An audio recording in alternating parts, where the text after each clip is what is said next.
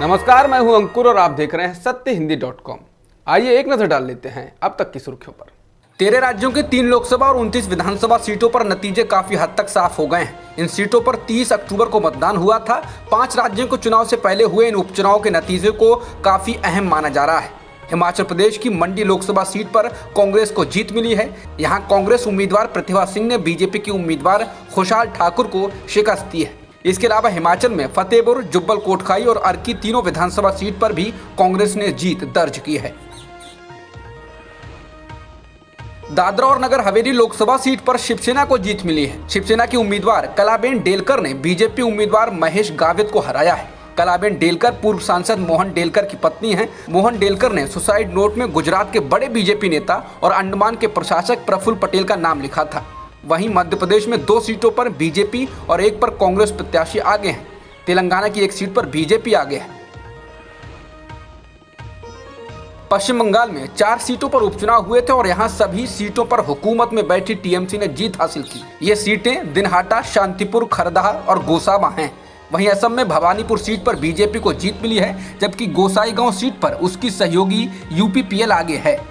इसके अलावा मरियानी, तामुलपुर और थोबरा सीट पर भी एनडीए आगे चल रहा है। मुख्यमंत्री हिमंता बिस्वा शर्मा ने भी सर्बानंद सोनोवाल की जगह उन्हें मुख्यमंत्री बनाए जाने के फैसले को सही साबित किया है, जबकि कांग्रेस को यहां झटका लगा है। उसने अपने सहयोगी दल एआईडीएफ के साथ गठबंधन तोड़ दिया था। हरियाणा की एलनाबाद सीट पर इनेलो उम्मीदवार अभय चौटाला ने जीत हासिल की है। चौटाला ने कृषि कानूनों के विरोध में विधानसभा से इस्तीफा दे दिया था। चौटाला ने बीजेपी जेजेपी के उम्मीदवार गोविंद कांडा को हराया है। कांग्रेस यहां तीसरे नंबर पर रही।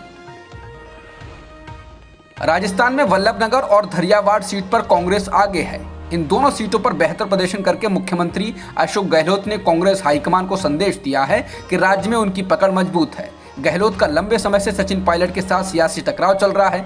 मेघालय में सरकार चला रही नेशनल पीपुल्स पार्टी ने राजबाला सीट जीत ली है, जबकि 2 अन्य सीटों पर मतों की गिनती जारी है। वहीं मिजोरम की तुइरियल सीट पर सत्तारूढ़ मिजो नेशनल फ्रंट ने जीत हासिल की। तेलंगाना की हुजूराबाद सीट पर बीजेपी टीआरएस से आगे चल रही है, जबकि आंध्र प्रदेश की बडवेल सीट पर वाईएसआर कांग्रेस को जीत मिली। महाराष्ट्र के उप मुख्यमंत्री अजित पवार और उनके परिवार से जुड़ी 1000 करोड़ रुपए की संपत्तियों को आयकर विभाग ने जब्त कर लिया है। इनमें से मुंबई के नरीमन टावर में बने निर्मल टावर की कुछ संपत्तियां, एक शुगर फैक्ट्री और एक रिजॉर्ट भी शामिल है। ये आरोप है कि इन सभी संपत्तियों को अवैध रूप से खरीदा गया है। सूत्रों के मुताबिक आयकर विभाग का कहना है कि अजित पवार और उनके परिवार को इन बेनामी संपत्तियों से फायदा मिला है। इसे देखते हुए एंटी बेनामी एक्ट लगाया गया है। पिछले महीने भी आयकर विभाग के अधिकारियों ने अजित पवार की बहनों के घरों और फर्म पर छापेमारी की थी। आयकर विभाग ने कहा था कि अजित पवार और उनके परिवार के लोगों से करीब 1050 करोड़ के ट्रांजैक्शन के बारे में जानकारी हाथ लगी है। आयकर विभाग ने पवार के रिश्तेदारों के 25 रिहायशी घरों, 15 दफ्तरों पर छापेमारी की थी। क्रूज ड्रग्स मामले में एनसीबी के जोनल डायरेक्टर समीर वानखेड़े के खिलाफ मोर्चा खोलने वाले महाराष्ट्र के कैबिनेट मंत्री नवाब मलिक ने एक बार फिर उन पर ताज़ा हमला किया है। मलिक ने मंगलवार को एक प्रेस कॉन्फ्रेंस में कहा कि समीर वानखेड़े ने हजारों करोड़ रुपए की वसूली की है। उन्होंने कहा कि समीर वानखेड़े महाराष्ट्र के पूर्व मुख्यमंत्री देवेंद्र फडणवीस का करीबी है। मलिक ने कहा कि वानखेड़े जब एनसीबी में आया, उसने अपनी प्राइवेट आर्मी खड़ी की। इस आर्मी में किरण गोसावी, सैम डुसूजा और मनीष भानुशाली आदि लोग थे। ये प्राइवेट आर्मी इस शहर में धड़ल्ले से करोड़ों का कारोबार करती है। वानखेड़े के जरिए हजारों करोड़ रुपए की उगाही की गई है। नवाब मलिक ने पूर्व गृह मंत्री अनिल देशमुख को लेकर कहा कि उनको फंसाया गया है। उन्होंने कहा कि देशमुख पर आरोप लगाने वाले यानी मुंबई के पूर्व पुलिस आयुक्त परमबीर सिंह खुद फरार हो गए हैं। उन्होंने कहा कि ट्वीट आ रहे हैं कि अगली बार कैबिनेट मंत्री अनिल परब की है। मलिक ने पूछा कि केंद्र सरकार बताए कि परमबीर सिंह कहां हैं। लुकआउट नोटिस जारी होने के बाद भी परमबीर सिंह कहां चले गए हैं। नवाब मलिक ने देवेंद्र फडणवीस द्वारा अंडरवर्ल्ड के साथ संबंधों को लेकर लगाए गए आरोपों का जवाब दिया। नवाब मलिक ने फडणवीस को चुनौती देते हुए कहा कि वो जो खुलासे करने की बात कर रहे हैं, उनको दिवाली के बाद नहीं, पहले ही कर दिया जाए। बता दें कि देवेंद्र फडणवीस ने कहा था कि वे दिवाली के बाद बम फोड़ेंगे। मलिक ने कहा कि आपको इंतजार करने की जरूरत नहीं है। नवाब मलिक ने कहा कि मैंने अपनी जिंदगी के 62 साल इसी शहर में गुजारे हैं। किसी में उंगली उठाने और कहने की हिम्मत नहीं है कि मेरे अंडरवर्ल्ड से संबंध हैं। पंजाब की कांग्रेस सरकार ने चुनाव से पहले बिजली दरों में कटौती करने का ऐलान किया। अब 3 रुपए प्रति यूनिट की दर से बिजली दी जाएगी। इसके अलावा सरकारी कर्मचारियों के लिए महंगाई भत्ता बढ़ाने का भी ऐलान किया है। जिसके बाद कांग्रेस के ही प्रदेश अध्यक्ष नवजोत सिंह सिद्धू ने अपनी ही पार्टी के नेतृत्व वाली सरकार पर निशाना साधा। उन्होंने बिजली दरों में कटौती के फैसले को लॉलीपॉप करार दिया। उन्होंने लोगों से अपील की कि सिर्फ पंजाब के कल्याण से जुड़े एजेंडे पर ही मतदान करें।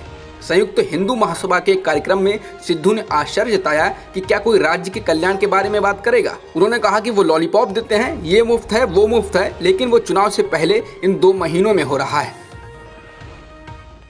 नवजोत सिंह सिद्धू के द्वारा अपनी ही राज्य सरकार पर हमले ने लगता है कि पार्टी आलाकमान और मुख्यमंत्री चरणजीत सिंह चन्नी को अब भड़का दिया है और उसका नतीजा ये हुआ है कि सीएम चरणजीत सिंह चन्नी ने राज्य के महाधिवक्ता के रूप में एपीएस देओल यानी Punjab advocate general APS Deol का इस्तीफा स्वीकार करने से अब इनकार कर दिया है। रिपोर्ट्स के आधार पर यह जानकारी आ रही है। बता दें, पंजाब कांग्रेस के अध्यक्ष नवजोत सिंह सिद्धू के विरोध के बाद एपीएस देओल का इस्तीफा दिलवाया गया था और कहा जा रहा था कि सिद्धू के किसी व्यक्ति को यह पद दिया जाएगा, लेकिन सिद्धू लगातार हमला कर रहे हैं और उसके बाद अब यह फैसला किया गया है।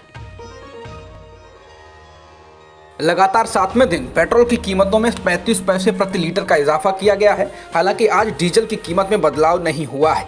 इसके साथ ही दिल्ली में पेट्रोल की कीमत 110 रुपए के पार हो गई है और डीजल की कीमत 98 रुपए 42 पैसे प्रति लीटर हो चुकी है। वहीं मुंबई में पेट्रोल 115 रुपए 85 पैसे प्रति लीटर बिक रहा है और डीजल 106 रुपए 62 पैसे प्रति लीटर। वहीं राजस्थान के गंगानगर में पेट्रोल 122 रुपए 70 पैसे प्रति लीटर है और डीजल 113 रुपए 21 पैसे प्रति लीटर। अब तक की खबरों में इतना ही। बाकी खबरों के लिए बने रहिए सत्यहिंदी.com के साथ। सत्य हिंदी का ऐप डाउनलोड करें गूगल प्ले स्टोर पर।